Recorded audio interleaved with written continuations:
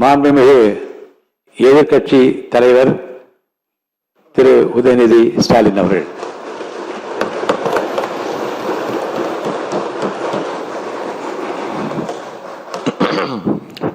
மாண்புமிகு பேரவைத் தலைவர் அவர்களே, துணைத் தலைவர் அவர்களே, முதலமைச்சர் அவர்களே, 17வது சட்டமன்ற பேரவையின் எதிர்க்கட்சி தலைவராக எனது முதல் உரை இது. பகுத்தறிவு பகலவன் தந்தை பெரியார், தமிழ்நாட்டுடைய தலைமகன் பேரறிஞர் அண்ணா,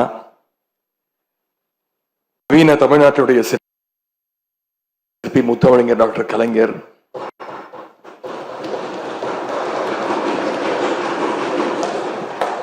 இந்தியாவுக்கே வழிகாட்டிய திராவிட மாடல் ஆட்சியை தந்த திராவிட முன்னேற்ற கழகத்துடைய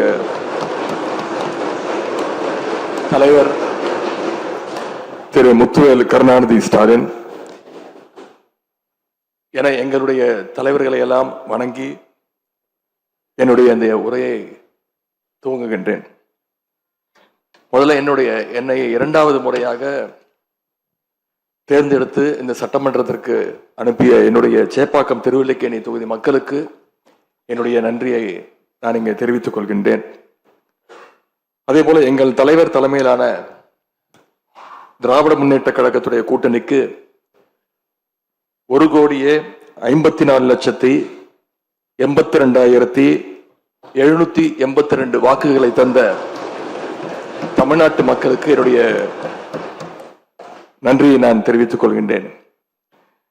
அதேபோல எங்களுடைய கூட்டணி சட்டமன்ற உறுப்பினருடைய வெற்றிக்காக உழைத்த திராவிட முன்னேற்ற கழகத்துடைய அனைத்து நிர்வாகிகளுக்கும், முத்தமிழறிஞர் டாக்டர் கலைஞருடைய உயிரினும் மேலான அன்பு உடன்பிறப்புகளுக்கும்,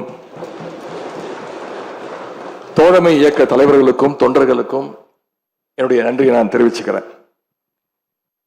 இந்த அவையில என் கூட நின்று எனக்கு வழிகாட்டக்கூடிய எதிர்க்கட்சி துணைத் தலைவர் அண்ணன் திரு KN நேரு அவர்களுக்கும், எங்களுடைய கொறடா அண்ணன் வேறு அவர்களுக்கும், துணை கொறடா அண்ணன் திரு கோவி செழியன், செயலாளர் அண்ணன் திரு தங்கம் தென்னரசு, பொருளாளர் அண்ணன் திரு MRK பன்னீர்செல்வம் ஆகியோருக்கும், கழக சட்டமன்ற உறுப்பினர்களுக்கும் என்னுடைய நன்றியை நான் தெரிவிச்சுக்கிறேன்.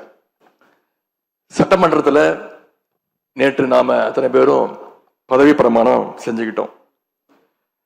அதன் பின்பு இன்னைக்கு முதல் நடவடிக்கையா பேரவைத் தலைவரை இன்றைக்கு தேர்ந்தெடுத்திருக்கிறோம். வரலாற்று சிறப்புமிக்க இந்த சட்டப்பேரவையில மாண்புமிகு பேரவைத் தலைவராக தேர்ந்தெடுக்கப்பட்டிருக்கக்கூடிய உங்களுக்கும், துணைத் தலைவராக தேர்வு செய்யப்பட்டிருக்கக்கூடிய திரு ரவிசங்கர் அவர்களுக்கும் எங்களுடைய தலைவர் சார்பாகவும் கழக சட்டமன்ற உறுப்பினர்கள் சார்பாகவும் மீண்டும் என்னுடைய வாழ்த்துக்களை நான் தெரிவிச்சுக்கிறேன். மாண்புமிகு பேரவைத் தலைவர் அவர்களே, இங்கே ஏற்கனவே எல்லாரும் குறிப்பிட்டது போல நானும் கேள்விப்பட்டிருக்கேன். நீங்க எப்பொழுதுமே சிரித்த முகத்துக்கு சொந்தக்காரர்னு கேள்விப்பட்டிருக்கிறேன். அது மட்டும் இல்லை, எல்லோருடையும் மிகுந்த அன்போடு பழகக்கூடியவர் அப்படின்னு பலர் சொல்லி நான் கேள்விப்பட்டிருக்கிறேன்.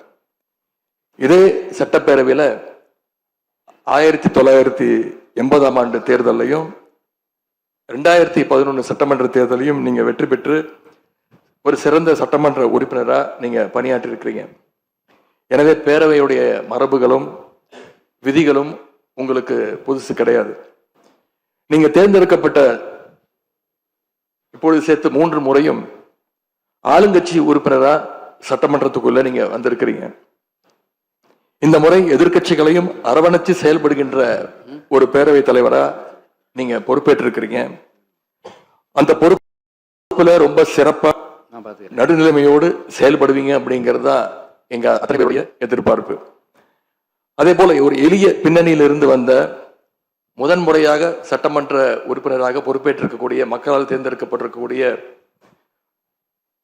திரு மாண்புமிகு ரவிக்குமார் அவர்கள் பேரவையினுடைய துணைத் தலைவராக உங்களுக்கு உறுதுணையாக இருந்து இந்த அவையை வழிநடத்துவார் அப்படின்னு நாங்கள் அத்தனை பேரும் நம்புகிறோம். மாண்பு பேரவைத் தலைவர் அவர்களே, நம்முடைய மாண்பு முதலமைச்சர் அவர்கள் நேற்று எங்களுடைய தலைவருடைய வீடுகளுக்கும் அனைத்து கட்சி தலைவருடைய வீடுகளுக்கும் சென்று வாழ்த்துக்கள்லாம் பெற்றுக்கிட்டு போனார். அந்த அரசியல் நாகரிகம் இந்த பேரவையிலும் தொடரணும் அப்படிங்கிறதா எங்களுடைய எண்ணம், எதிர்பார்ப்பு. ஏற்கனவே நான் சொல்லியிருந்தாலும் மறுபடியும் சொல்ல விரும்புகிறேன். திராவிட முன்னேற்ற கழகம் இந்த சட்டப்பேரவையில் எதிரி கட்சியா இல்லாம ஒரு ஆக்கப்பூர்வமான எதிர்கட்சியாக நிச்சயம் செயல்படும். எங்க தலைவர் அவர்கள் சொன்ன மாதிரி திராவிட முன்னேற்ற கழகம் என்னைக்குமே ஒரு ஆக்க சக்தி தான். மாண்புமிகு பேரவைத் தலைவர்களே, இந்த பேரவைக்குன்னு ஒரு மிகப்பெரிய வரலாறு இருக்கு. இன்னைக்கு இந்தியாவில் பண்பாட்டு ரீதியாகவும் பொருளாதார ரீதியாகவும் தமிழ்நாடு சிறப்பா முன்னேறி இருக்கு அப்படின்னா இந்த பேரவையில் நடந்த விவாதங்கள், எடுக்கப்பட்ட முடிவுகள், இயற்றப்பட்ட சட்டங்கள், நிறைவேற்றப்பட்ட தீர்மானங்கள், இதெல்லாம் தான் ஒரு காரணம். பிற மாநிலங்களுக்கெல்லாம் ஒரு எடுத்துக்காட்டாக வழிகாட்டக்கூடிய வகையில் செயல்பட்டு இந்தியாவையே திரும்பி பார்க்க வச்ச சட்டமன்ற பேரவை இந்த தமிழ்நாட்டு சட்டமன்ற பேரவை.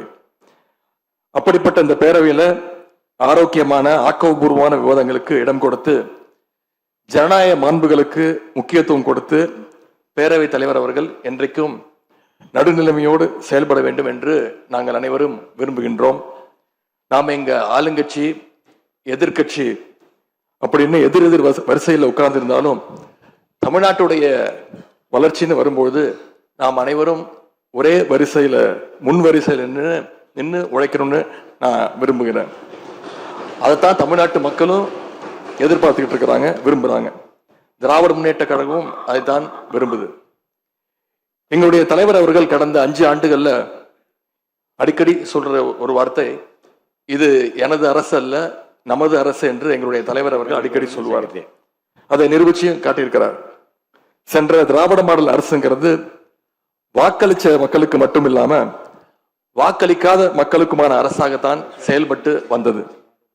ஆகவே இந்த புதிய அரசும் அனைவருக்குமான அரசாக உங்களுக்கு வாக்களிக்காத மக்களுக்குமான அரசாக செயல்படும்னு நான் விரும்புறேன். இந்த நேரத்தில் இன்னொரு விஷயத்தையும் இங்க நினைவுபடுத்த விரும்புறேன். மாண்புமிகு பேரவைத் தலைவர் அவர்களும் மாண்புமிகு முதலமைச்சர் அவர்களும் இன்னைக்கு எதிர்கட்சி தலைவராக இருக்கிற நானும் ஒரே காலேஜில் படிச்ச ஓல்டு ஸ்டூடெண்ட். ஒரே காலேஜில் நாம படிச்சிருந்தாலும் அரசாங்கத்தை நடத்துறதுல திமுக தான் சீனியர் பேட்ச். அது உங்களுக்கு தெரியும். 1967 ஆட்சிக்கு வந்தது திமுக தான். நாங்கள் தான் சீனியர்ஸ். அந்த அடிப்படையில் எங்களுடைய நாலேஜையும் எக்ஸ்பீரியன்ஸையும் நாங்கள் ஷேர் பண்ணிக்க ரெடியாக இருக்கோம். அதை ஏற்றுக்க நீங்களும் தயாராக இருங்க. ஏன்னா நமக்கு எப்பவுமே தமிழ்நாட்டு மாநிலத்துடைய நலன்தான் மிக மிக முக்கியம். மாண்பு பேரவைத் தலைவர் அவர்களே, நீங்க போட்டியின்றி தேர்வாகியிருக்கீங்க.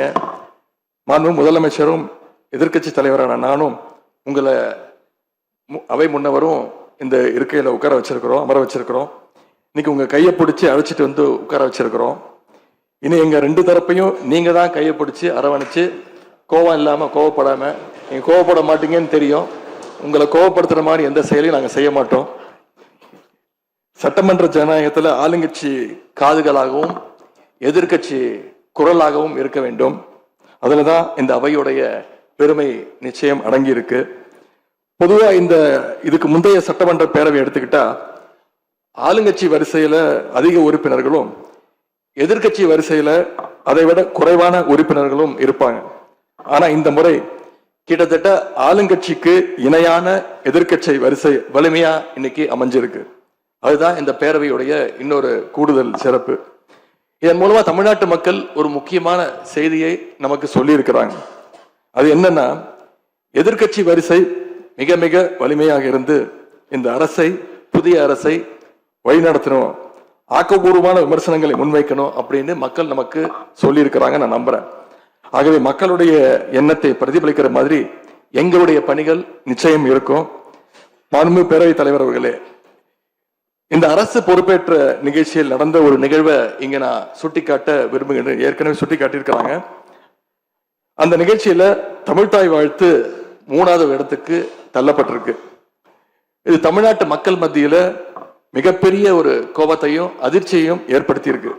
அதை எதிர்கட்சிகள் எல்லோரும் விமர்சிச்சிருக்கிறோம். அதுக்கு ஆளுங்கட்சியும் ஒரு விளக்கத்தையும் கொடுத்திருக்கிறாங்க, நானும் பார்த்தேன். எங்களோட கருத்து என்ன அப்படின்னா, பாஜக ஆட்சிக்கு வந்திருக்கக்கூடிய மேற்கு வங்க மாநிலத்துல பதவியேற்பு நிகழ்ச்சியின் போது வந்தே மாதரம் பாட்டு பாடல.